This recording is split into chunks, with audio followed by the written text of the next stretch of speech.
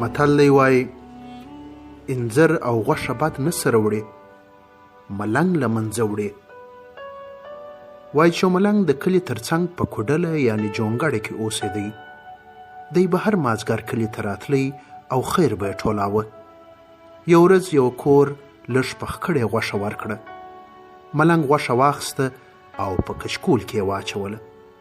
وروسته یو بل کور لږ تازه انځر ورکړه.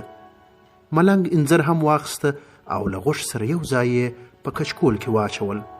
کچکول یې غاړې ته واچاوه او خپلې کوډلې ته ولاړ. کله چې ماخوستن سو نو ملنګ اول غوښه او ورپسې یې انځر وخوړل. نیمه شپه وه چې پر نس یې درد سو. درد یې وار په وار پسې ډېرېدی چې آخر بیخي له ولاړو ولوېد. شپه تېره سوه.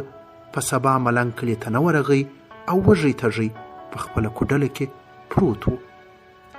ملنګ په کلي کې یو انډوال درلود چې کله به یې ملنګ کور ته ورتلی او کله به دی د ملنګ کوډلې ته ورتلی او د زړه خواله به یې سره کول.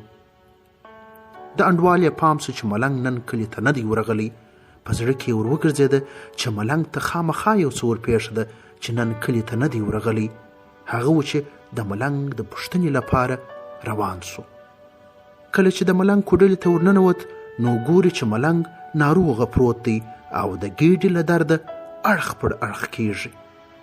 انډوال وپوښتل چې ملنګ پاچا څه دې خوړلي دي چې پر ناستې درد دی؟ ملنګ ورته وویل چې انځر او غوښه مې خوړلي دي. انډوال یې وویل بس پوه سوم، همدې انځرو او غوښې ناجوړه کړې یې.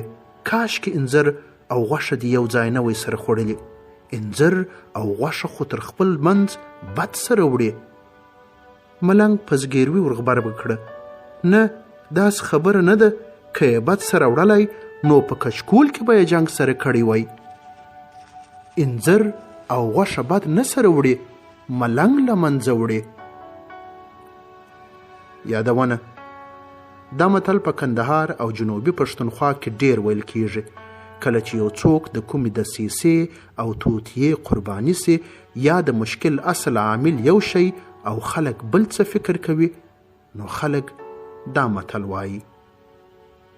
دا کیسه په کوچنیوالي کې له خپل پلار څخه اورېدلې ده.